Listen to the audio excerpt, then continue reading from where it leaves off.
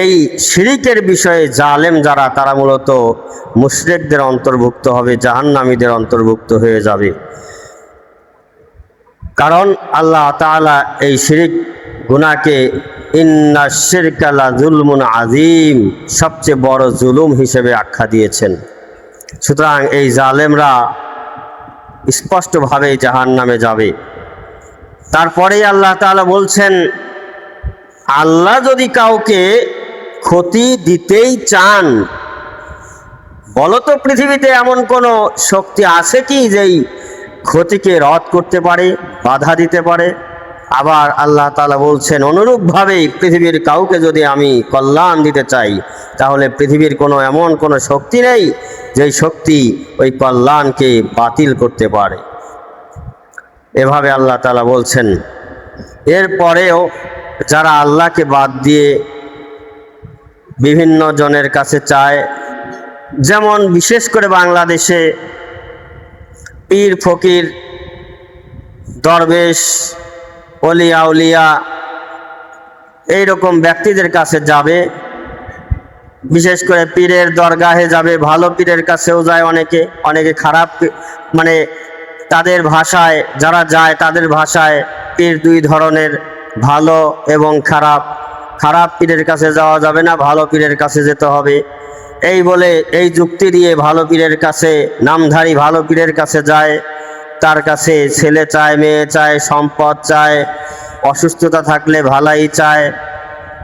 যেখানে আল্লাহকে বললেই আল্লাহ আপনাকে এগুলো দিয়ে দেন, সেখানে আল্লাহকে বাদ দিয়ে তার কাছে সরাসরি চাচ্ছে। আপনি দোয়া চাওয়া এক জিনিস, আর সরাসরি বাবা, আয় বাবা মেরে মতলব কো পুরা কর দো, হে বাবা আমার উদ্দেশ্য পূরণ করে দাও, অথবা আয় বাবা মুঝকো এক বেটা দো, হে বাবা আমাকে একটা সন্তান দাও। এভাবে বাবার কাছে গিয়ে সেজদায় পড়ে হামাগুড়ি খেয়ে কান্নায় লুটুপুটি খায় আর সন্তান চায়। নাউযুবিল্লাহি মিন যালিক।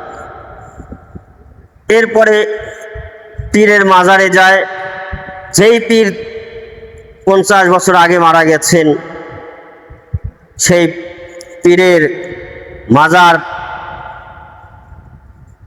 কনক্রিট দিয়ে, ইট সিমেন্ট বালি দিয়ে মনে হচ্ছে যেন স্মৃতিসৌধ বানিয়েছে। আলাদাভাবে এরকম গম্বুজ তৈরি করে রেখে দিয়েছে, আর মানুষেরা সেখানে ওই মাজারকে চুম্বন খাচ্ছে। যে যে দিক থেকে পারছে মাজারের দিকে মুখ করে সেজদা করছে আর হাত তুলে দোয়া করছে। যাবতীয় চাওয়া পাওয়া ওই মাজারের পীরের কাছে উপস্থাপন করছে। নাউযুবিল্লাহ। আল্লাহ বলছেন, আমাকে বাদ দিয়ে আর কারোর কাছে চেও না। আর এই গণ্ড মূর্খ অথর্ব ব্যক্তিরা গিয়ে আল্লাহকে বাদ দিয়ে পীরের কাছে চাচ্ছে, আবার মৃত পীরের কাছে গিয়ে, কবরে গিয়ে যে যেদিকে পারছে সেজদায় লুটুপুটি খাচ্ছে আর বলছে আমাকে এটা দাও, ওটা দাও। এদের ব্যাপারে আল্লাহ তাআলা বলছেন, আমান আদাল্লু মিম্মান ইয়াদউ মিন দুনিল্লাহি মান লা ইয়াস্তাজিবু লাহু ইলা ইয়াউমিল কিয়ামাহ ওয়া হুম আন দুআইহিম গাফিলুন। সূরা আহকাবের 5 নম্বর আয়াতে আল্লাহ তাআলা বলছেন, ওই লোকদের চেয়ে পথভ্রষ্ট, ওই লোকদের চেয়ে গুমরাহ লোক আর কারা হতে পারে, যারা আল্লাহকে বাদ দিয়ে এমন ব্যক্তি, এমন সত্তাকে ডাকে যাকে কিয়ামত পর্যন্ত ডাকলে তার একটা ডাকেরও উত্তর দিতে পারবে না। কতটা পরিষ্কার করে আল্লাহ তাআলা বলছেন যে আল্লাহকে বাদ দিয়ে এমন কোন ব্যক্তি, এমন কোন সত্তাকে ডাকে, যেই সত্তাকে কিয়ামত পর্যন্ত লক্ষবার নয় কোটি কোটি বার ডাকবে, ওই ডাকের একটা ডাকে ওই সত্তা উত্তর দিতে পারবে না বা দেওয়ার কোনো ক্ষমতা তার নেই। তো মাজারে গিয়ে ডাকছেন, বাবা আমাকে এটা দাও, ওটা দাও, সম্পদ দাও, সুস্থতা দাও, আমাকে সমৃদ্ধি দাও, আমাকে চাকরি দাও, আমাকে বিসিএস ক্যাডার বানাও। বাবা বলে ওকে বিসিএস ক্যাডার বানাবে। তো এদেরকে আল্লাহ তাআলা মূর্খের সাথে তুলনা করলেন, পথভ্রষ্ট বললেন।